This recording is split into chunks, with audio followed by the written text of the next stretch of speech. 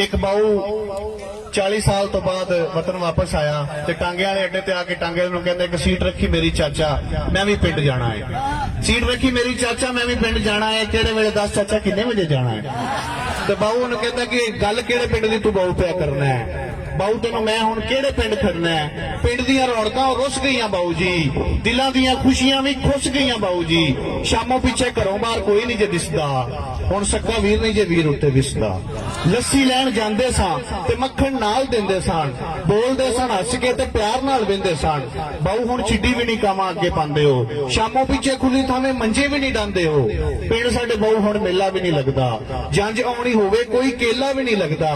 जंज भाण लई उत्ते शादी हाल बन गया, सोड़े सोड़े अंदर उत्थे नाल नाल बन गया। ते चौधरी ने पिंड विचों बोड़ वड्ड छड़ी। चौधरी ने पिंड विचों बोड़ वड्ड छड़ी है, कई यारां बेलियां दी लोड़ वड्ड छड़ी है। याद जिओ गन्नियां ते चीड़ लांदे हुंदे सां, याद जिओ गन्नियां ते चीड़ लांदे हुंदे सां। रोह वाली खीर सारे इकट्ठे खांदे हुंदे सां। गन्नियां दे चवां पासे तार ला दिंदे जे, जान किसे गभरू दी हर साल लैंदे जे।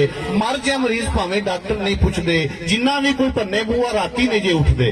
ते ढा के चुबारे लोकां मल छत लए ने, इन्हां मल्लां पिछे साख साकां हत्थों गए ने। ते राहियां नूं ते डाकू हुण चिट्टे दिन लुटदे। बाऊ जी मुसीबतां विच बंब नित छुटदे ते चरखे दा पहिया बाल गलियां च रेड़दे। चरखे दा पहिया बाल गलियां च रेड़दे, सुक गए जे खूह लोकी हुण नहीं जे गेड़दे। चरखे दा पहिया बाल गलियां च रेड़दे, सुक गए जे खूह लोकी हुण नहीं जे गेड़दे। ते ना माइयां ठंड विच पिन्नियां बनांदियां, ना माइयां ठंड विच पिन्नियां बनांदियां, ना पा के बड़ियां ओ चौल जे पकांदियां। उच्चियां दे बाल सारे शहर पढ़ने पै गए, पिंड दे स्कूलां लई ते कम्मी शुदे रह गए। पिंड दे स्कूलां लई ते कम्मी शुदे रह गए। बाल गोली पिल्ला गुल्ली डंडा वेखो भुल गए, खल खान डंगर लोकी वंडा वेखो भुल गए। ते जट्टां हुण टोकियां ते ला लईयां मोटरां, साइकलां दी थां मल्ली आण के स्कूटरां।